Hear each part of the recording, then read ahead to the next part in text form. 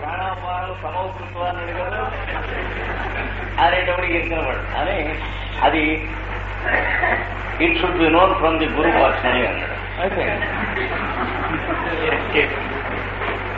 ఇది ప్రాణాపానాలంటే ప్రతి చోట శరీరంలో ఉంటాయి ఈ రెండును. ఈ రెండింటిని కలిసి ఇంగ్లీష్లో ఏమంటారు, ఒక లాటిన్ పదం వాడతారు, పెరిస్టాల్సిస్. ఇది నక్స్వామిక వాడికి ఇది వెనక్కి తిరుగుతుంది. పెరిస్టాల్సిస్ మామూలుగా మల విసర్జన సమయంలో మనం మెంటల్ గా కొంచెం కోఆపరేట్ చేస్తాం, పెరిస్టాల్సిస్ కూడా పనిచేస్తాం. అలాగే మూత్ర విసర్జన సమయంలో మెంటల్ గా మనం వెళ్ళి కోఆపరేట్ చేస్తాం, అక్కడ ఉన్న మజిల్స్ పనిచేస్తాయి. దీనికి మనం మెంటల్ గా కనుక సజెస్ట్ చేసామో డొక్క చింపేస్తాడు, ఆపోజిట్ గా తిరుగుతాయి మజిల్స్. అంటే ఇదంతా కూడా స్ట్రైక్ వ్యవహారం.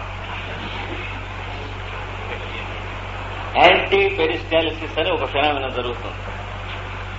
అంటే వెళ్లాల్సి వస్తుంది పాపం వాడికి కూడా మనందరిలాగే లండన్కి వెళ్లాల్సి వస్తుంది. బయలుదేరి పెడతాడు ఆ టైంకి, వెళ్ళి అక్కడ కూర్చొని అవును ఇప్పుడు మనం దొడ్డికి వెళ్ళాలి అని వాడు కనుక కొంచెం మెంటల్ గా కొంచెం ఎఫర్ట్ ఇస్తే ఇక్కడ ఉన్న మజిల్స్ తెలుస్తుంది, వీడు వెళ్ళాలంటున్నాడు, అయితే అక్కర్లేదు. ఏం జరుగుతుంది? He can never pass the stool because his muscles work in the opposite direction of his mind.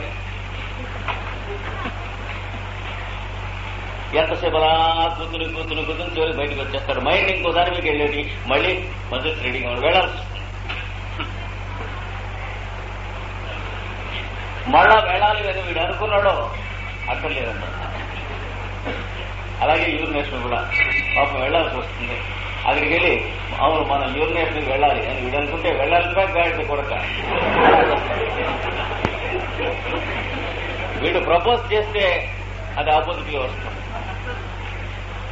అందుకని దీని సుడువు కొందరే కనిపెట్టారు.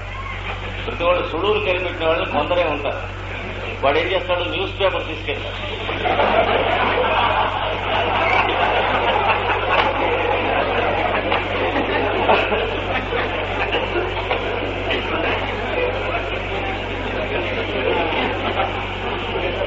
మరి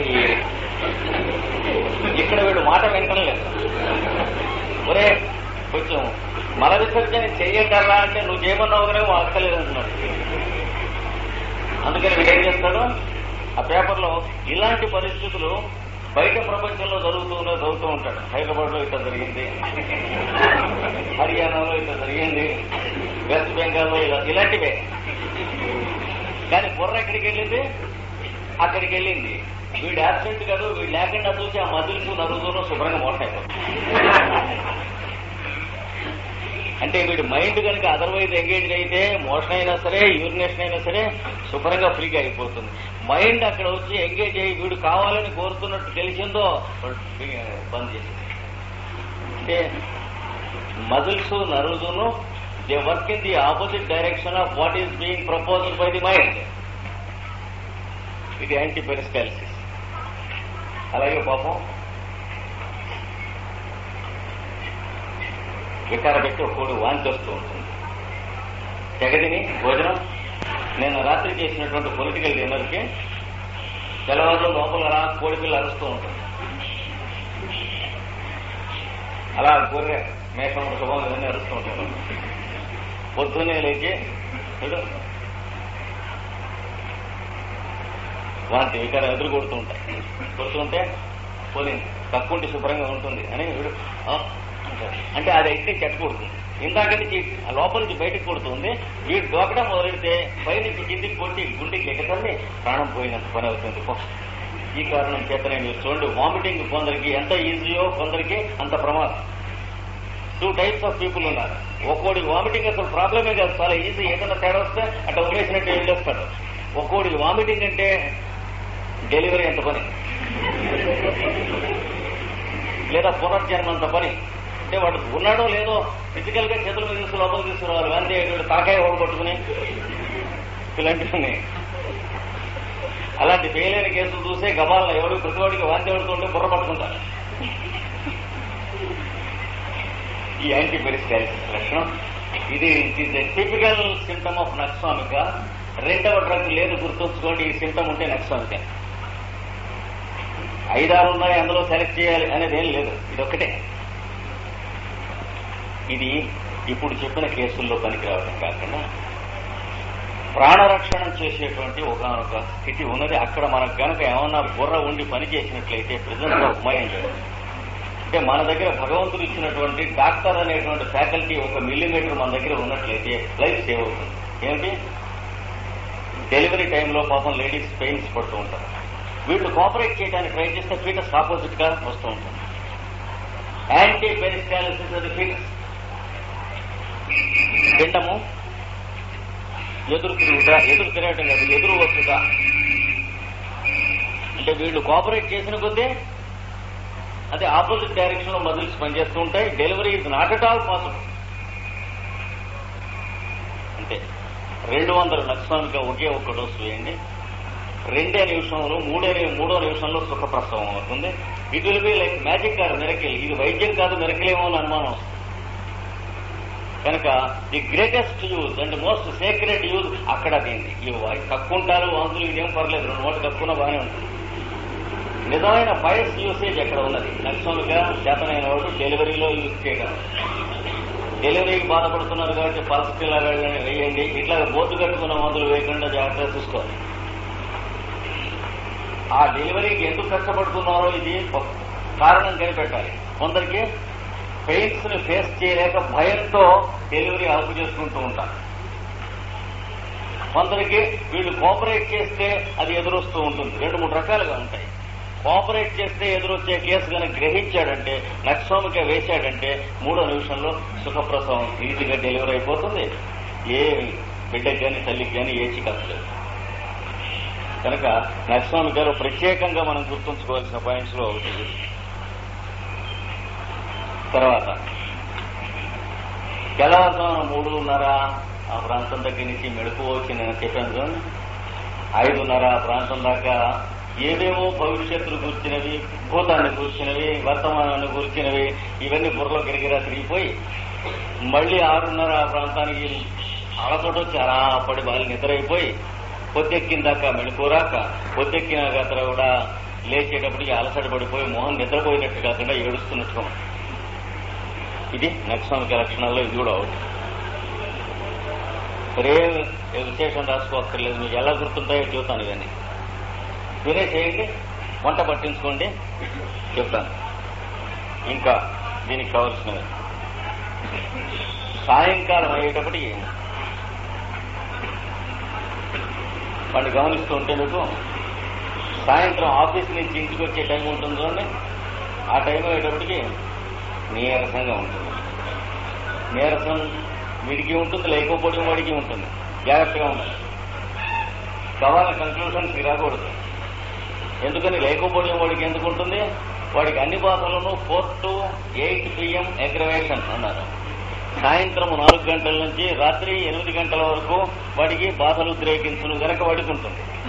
వీడికి నీరసమే కాకుండా నక్సామిక వాడికి నిద్రమత్తు వస్తుంది. సంచవేళ నిద్ర అంటారు, దౌర్భాగ్యం అంటారు. అలాగా మత్తుగా ఉంటుంది. సాయంత్రం నీరసంతో నిద్రమత్తు. అది ఎలా ఉంటుందంటే, ఎక్కడ కుర్చీలో కూర్చోబెట్టి 2 నిమిషాలు ఇంట్లోకి వెళ్ళి వస్తే వాడు ఆ 2 నిమిషాల్లో కునుకు తీస్తాడు. కూర్చునైనా సరే, నుంచో ఏ పొజిషన్లో అయినా సరే అంత ఇర్రెసిస్టబుల్ గా వాడికి వస్తుంది. పాపం ఒక్కోడు సౌండ్ స్లీప్ అంటారు కదా, 2 నిమిషాలు అలా కూర్చొనిస్తే అని వినిపిస్తుంది. సౌండ్ అనమాట. కూర్చుని కుర్రలు చూస్తే రాని ఆశ్చర్యం వస్తుంది. ఆ టైం సాయంత్రం 5, 6, 6:30 మధ్య. అంతకుముందు మనిషాకారంలోనే ఉంటాడు, ఆ తర్వాత బాగానే ఉంటాడు. ఆ మధ్యలో వాడికి నీరసం, నిద్రమత్తు వస్తుందండి. ఇది నక్సామిక వాడికి తప్ప ఇంకెవరికి లేదు. కొంచెం అనుభవం ఉంటే లైకోపోడియం వాడా నక్సామిక వాడా అనేది తేలిగ్గా కనుక్కుంటాం. ఇప్పుడు సింటమ్స్ కానివి కొన్ని ఉన్నాయి నక్సామిక వాడికి. ఒకటి ఏంటంటే, ఇవి సింటమ్స్ కావు, సెడెంటరీ లైఫ్ అనగా ఒళ్ళు కదలని దినచర్య. అతను ఎవరో పాపం ఉడిపిలో చిన్నప్పుడు ఎప్పుడో పుట్టాడు, వాడికి తెలియదు. ఇక్కడికి తీసుకొచ్చాక గల్లాపెట్ట దగ్గరే పెరిగాడు. పొద్దునే 5:30కి స్నానం చేస్తాడు. చేసి ఆ ఉడిపి నుంచి వచ్చినటువంటి స్వామి పాదం బొట్టు పెట్టుకుంటాడు. అక్కడ వాటిలో కూర్చుంటాడు హోటల్లో. మధ్యాహ్నం లేస్తాడు, లోపలికి పెడతాడు. మళ్ళా వచ్చేసి మళ్ళీ కూర్చుంటాడు. రాత్రి లేస్తాడు లోపల. వాడికి రూట్స్ ఎక్కడికి తెలుసు? ఇక్కడి నుంచి గల్లాపేట నుంచి వంటింటి దగ్గరికి, గల్లాపేట దగ్గరికి బాత్రూమ్ దగ్గరికి, టాయిలెట్ రూమ్ దగ్గరికి, లంచానికి. ఇది తప్ప ఇంకేం తెలియదు. 10 ఏళ్ళు అయ్యేటప్పటికి శరీరం ఏమవుతుంది? ఇది సెడెంటరీ హ్యాబిట్స్ అంటే. దీంట్లోంచి నక్సోమికా కాన్స్టిట్యూషన్లు వస్తాయి, సల్ఫర్ కాన్స్టిట్యూషన్స్ వస్తాయి. ఈ ఇద్దరు ఇందులోంచి పుడతారు. అంటే మీరు వాడి ప్రొఫెషన్, వాడి దినచర్య తెలుసుకుంటే వీడు సెడెంటరీ లైఫ్ అంటే ఇందువల్ల ఈ డ్రగ్స్ లోకి వెళ్తాడు అని తెలుస్తుంది. అంటే మీకు లాజిక్ ను కాజేషన్ తెలుస్తుంది, ఇది సింటమ్స్ కావు. అలాగే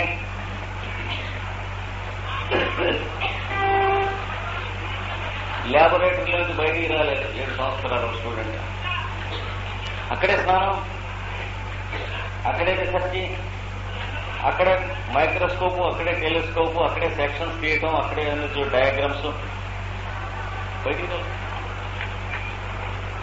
37 years మ్యారేజ్ అయిందా? అసలు బయటకు వస్తే మ్యారేజ్ అవడానికి గైడెడ్ టు ది ల్యాబొరేటరీ. అప్పుడు మనిషి శరీరం చూస్తే ఈ 2 డ్రగ్స్ లో ఏదో ఒక డ్రగ్ లో ఉంటుంది. అసూర్యం పశ్యగా ఉన్నాడు. సూర్యరశ్మి వడలేదు ఉంటుంది కదా. ఇది ఒక కారణం నక్సోమికా. ఇందాక చెప్పినట్టు టూ మచ్ గా మందులు వాడటం ఒక కారణం. అది వరకు 10-30 సంవత్సరాలు అలాగా మందులు వాడి వేరే ఇంట్లో కిట్ ఉంటుంది, డాక్టర్లు చెప్పింది కాక. ఇందులో అన్నీ ఉంటాయన్నమాట. వేసుకుంటూ వాడు వేసుకుంటూ ఉంటాడు, వాళ్ళు చెప్పినవి వేసుకుంటూ తను సొంత కొన్ని వేసుకుంటూ ఉంటాడు. అలాంటి వాళ్ళకి అలాగే వర్క్ చాలా హెవీగా ఉన్నది తట్టుకునేందుకని చెప్పి ప్రతి అరగంటకి గంటకి కాఫీ తాగుతుంది. వాడికి నక్సోమికా వాడైపోతాడు. గంటకి టీ నీళ్లు పుచ్చుకుంటూ ఉంటాం, అది అంతే. కాఫీ టీ కాకుండా దీనికంటే పైది జరదా, కారా. అలాగే హిందూ, క్రైస్తవ, ముస్లింలకు సంబంధించిన పొగ పదార్థములు అంటే చుట్ట హిందూ మతము, బీడీ మహమ్మదీయ మతము, సిగరెట్ క్రైస్తవ మతం. ఈ మూడింటికి సంబంధించినటువంటి టొబాకో పాయిజన్ లేదా చూయింగ్ టొబాకో అసలు సాక్షాత్ పరబ్రహ్మ స్వరూపం. దానికి పొగాకును ఉంటాయి. వీటన్నిటి వల్ల నక్సోమికా తాలూకు ఇందాక నుంచి మనం చెప్పిన సెటప్ వస్తుంది, సింటమ్స్. వాటన్నిటికీ శుభ్రంగా న్యూట్రలైజ్ చేసేస్తుంది ఇది. పాపం ఈ జాలర్లు వాళ్ళు వస్తూ ఉంటారు, లేడీస్ వస్తుంది. ఆ పైన క్యాన్సర్ వస్తుంది అంగిట్లో. ఏమిటంటే చుట్ట అంటించి లోపలికి పెట్టి కలుస్తూ ఉంటారు. మందిస్తే పని చేయాలంటే హోమియోపతిలో చుట్ట మానేస్తారు, కానీ వాళ్ళు మానేస్తారండి. చెప్పండి ఆ రోజు నుంచి మానేస్తారు. అంటే ఎడ్యుకేషన్కి లిటరసీకి ఉన్న తేడా మనకు క్లియర్గా కనిపిస్తుంది. ఇండియా, ఆఫ్రికా లాంటి దేశంలో more uneducated people, more illiterates are educated పోపడతాయి. ఎందుకంటే నువ్వు చుట్ట తాగితే మందు పనిచేయదు అని చెప్తే they believe in it and they stop it. నేను చేస్తానా, మీరు చేస్తారా, మీరు చేయొచ్చు, నేను చేయను. I will be grossly insincere to the doctor and medicine because I'm illiterate. అందుకనే రిజల్ట్స్ మీకు ఇల్లిటరేట్స్ దగ్గర నుంచి వచ్చినటువంటి కేసెస్ లో మీరు చూస్తే ఎంత క్లియర్ కట్ గా స్టన్నింగ్ గా కనిపిస్తుంటాయో రిజల్ట్స్ హోమియోపతిలో. ఇది వీటన్నిటికీ న్యూట్రలైజ్ చేసేస్తుంది. కనుక ఇది కూడా ఒక కాజేషన్ కింద మనం లెక్క వేసుకోవచ్చు.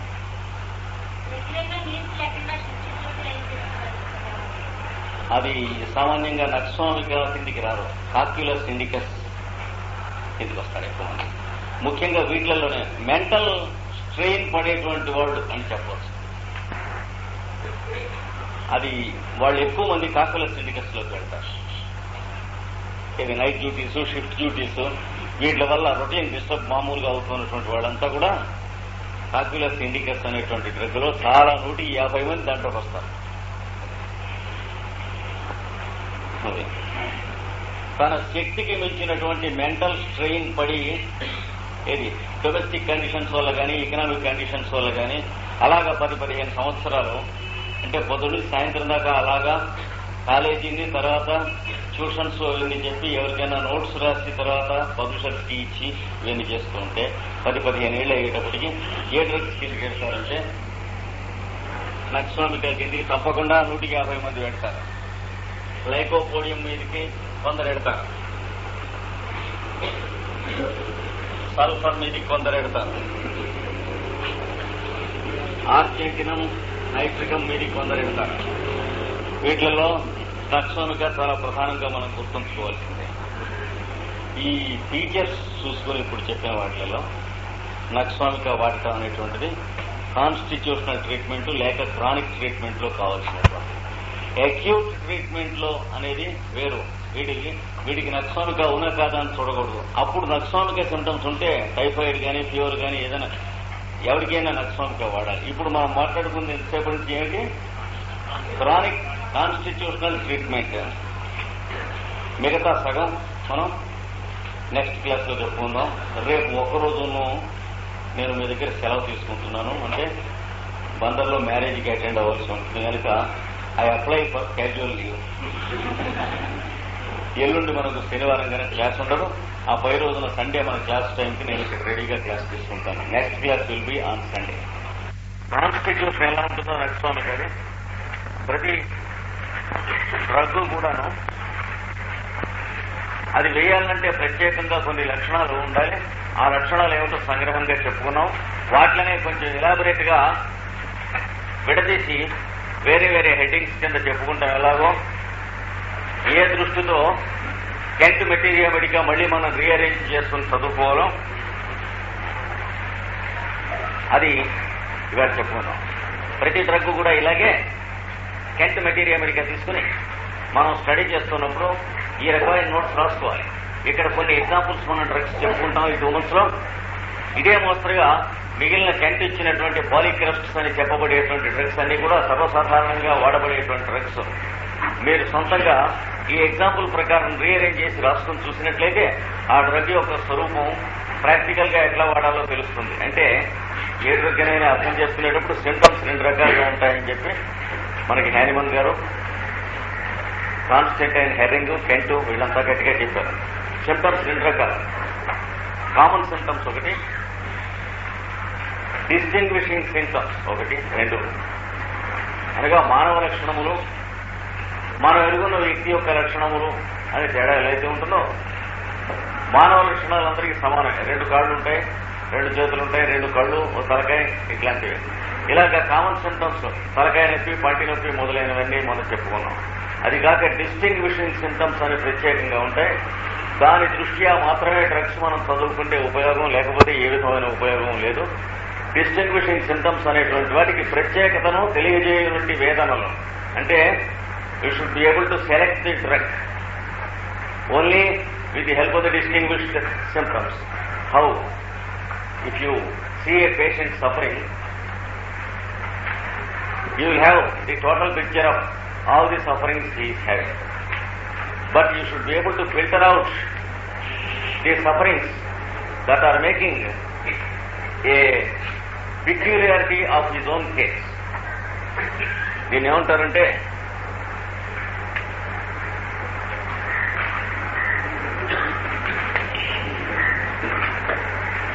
ఇండివిజువలైజేషన్. అక్యూట్ డిజీజ్ అయినా సరే, క్రానిక్ డిజీజ్ అయినా సరే, details, as many details as possible మనం గ్యాదర్ చేసుకుని కేస్ షీట్ తయారు చేసుకున్న తర్వాత మనం చేయవలసింది ఇది. You should individualize the patient's case. చేసినప్పుడు మీరు ఇదివరకు చదువుకున్న మెటీరియల్ మెడికాలో ఇండివిజువలైజేషన్ ఆఫ్ ఏ డ్రగ్ మీకు తడుతుంది. తట్టినప్పుడు ఆ డ్రగ్ వీడికి వెయ్యాలని మీకు తెలుస్తుంది.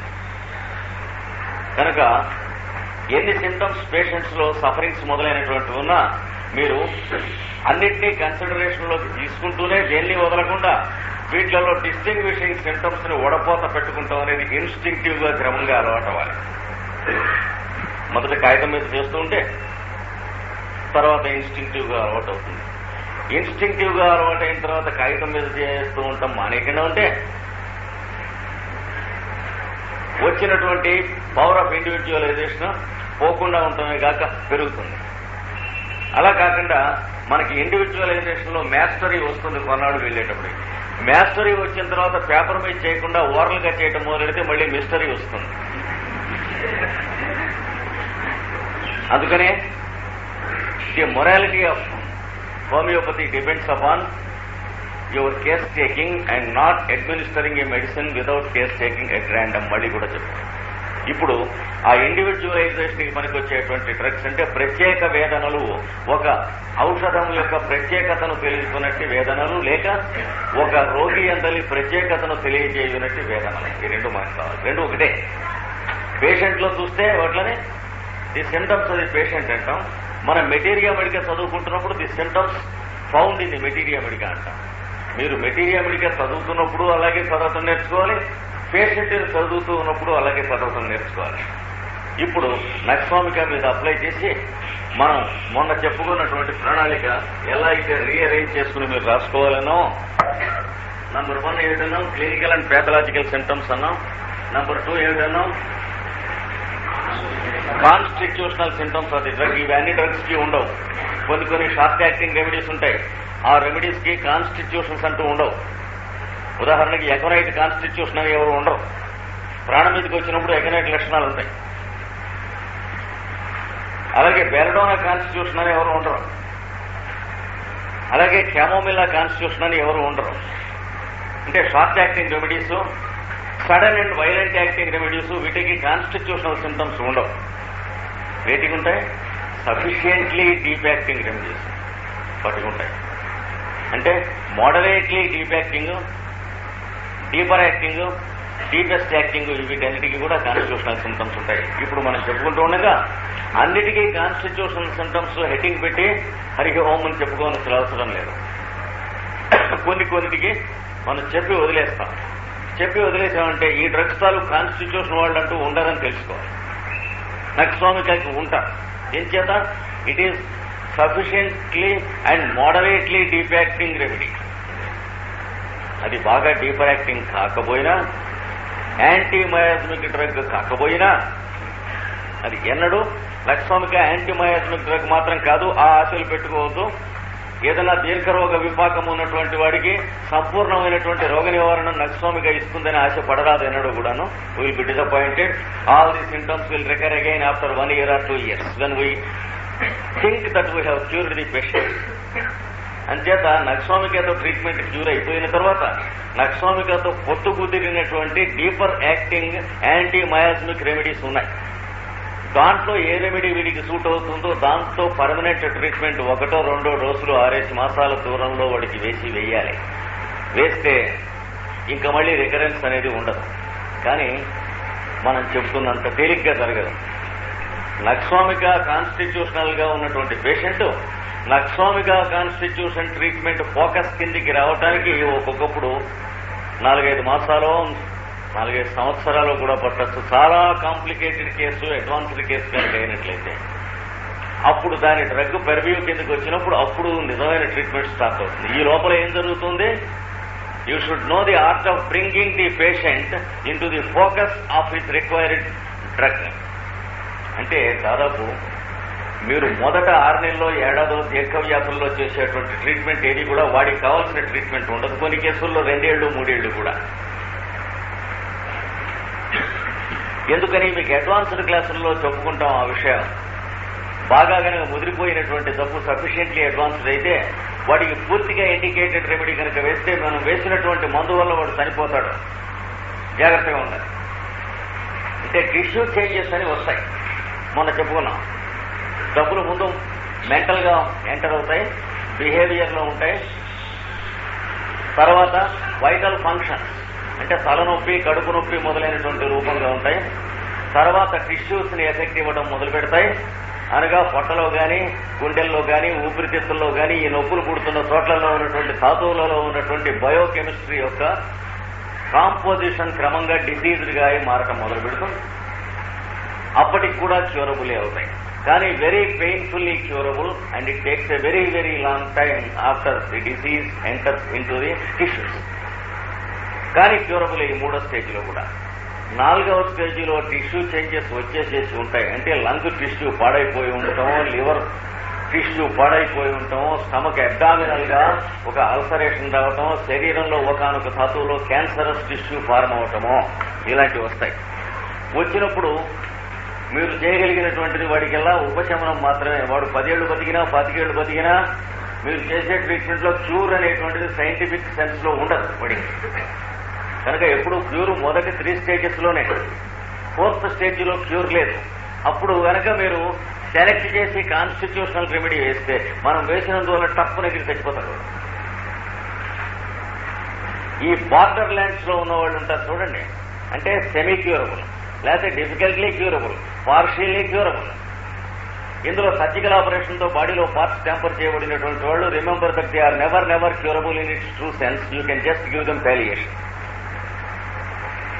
అంటే ఈ యంత్రంలో ఉన్నటువంటి parts of the machine complete గా ఉన్నటువంటి యంత్రానికే క్యూర్ అనేటువంటిది హోమియోపతిలో సైంటిఫిక్ గా చెప్పబడినటువంటి డెఫినేషన్ ప్రకారం అటెంప్ట్ చేయవలెను. సర్జికల్ ఆపరేషన్స్ మొదలైనటువంటివి, ఒక పార్ట్ తీయబడినటువంటివి అయిన శరీరంలో మీరెన్నడూ కూడాను డీపెస్ట్ టైప్ ఆఫ్ క్యూర్ కి అటెంప్ట్ చేయరాదు. పేషెంట్ మన ట్రీట్మెంట్ వల్ల చనిపోతాడు. ఈ 2 బ్యాక్గ్రౌండ్ లో గుర్తొస్తుంది. అయితే సర్జికల్ ఆపరేషన్స్ పనికిరావా అని మీరు అడగచ్చు. తప్పకుండా పనికొస్తాయి. When you can save the patient by removing a part, you have to do it. Because treatment యొక్క పర్పస్ ఏంటంటే పేషెంట్ ని సేవ్ చేయడం, బాధ నుంచి తగ్గించడం. కానీ ఎప్పుడు జరుగుతుంది ఇది?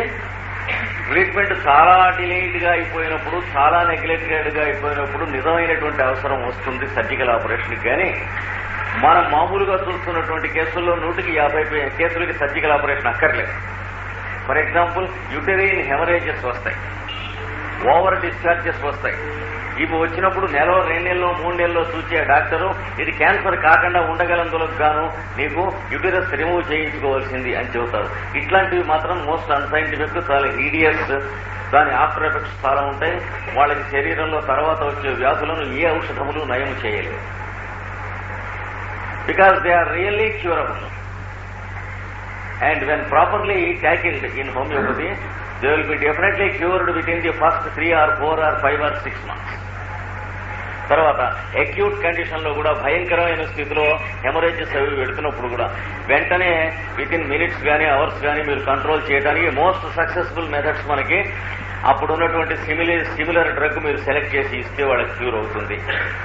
టెంపరరీ క్యూరు అంత సక్సెస్ఫుల్ గా ఉంది, పర్మనెంట్ క్యూరు అంత సక్సెస్ఫుల్ గా ఉంది. ఇలాంటి కేసెస్ లో కాదు ఆపరేషన్ చేయవలసింది. ఒక పన్ను పుచ్చిపోయి పాడైపోయింది అనుకోండి, అక్కడ సిమిలర్ గా ఉన్నటువంటి డ్రగ్ చూసి వేస్తానని కోతలు పోయకూడదు. వేస్తే ఏమవుతుంది? There will be a palliation of the symptoms, అంటే సిమ్టమాటిక్ రిలీఫ్ అంటారు. పన్ను తగ్గుతుంది, కానీ మర్నాడు మళ్ళీ వచ్చేస్తుంది. మర్నాడు మీరు మందు వేస్తే మళ్ళీ తగ్గుతుంది, మళ్ళీ వచ్చేస్తుంది. ఏమీ లాభం లేదు. ఎందుకని? టిష్యూ డికే అయిపోయింది. It is too late when you started to try to cure it. అలాగే ఎముక ఒకటి పాడైపోయింది అనుకోండి, ఎముకలో పస్ ఫార్మేషన్ అయిందనుకోండి, దాన్ని సిమిలర్ సింటమ్స్ ను చూసుకుని నేను డ్రగ్ వేస్తానని చెప్పి సర్జికల్ ఆపరేషన్ అక్కడే లేదు అని అనకూడదు. సర్జికల్ ఆపరేషన్ అవసరం వస్తే తప్పకుండా అవసరం ఉంది. తర్వాత remember that surgery is neither homeopathy Nar allopathy Nar Ayurveda. It is an accessory to medicine. శస్త్రచికిత్స అలోపతికి కానీ ఆయుర్వేదానికి కానీ హోమియోపతికి కానీ సంబంధించింది కాదు. ఈ అలోపతి, హోమియోపతి, ఆయుర్వేదం అనేటువంటివి ఔషధ ద్రవ్యములను వాడునట్టి వైఖరుల విధానముల శాఖలు.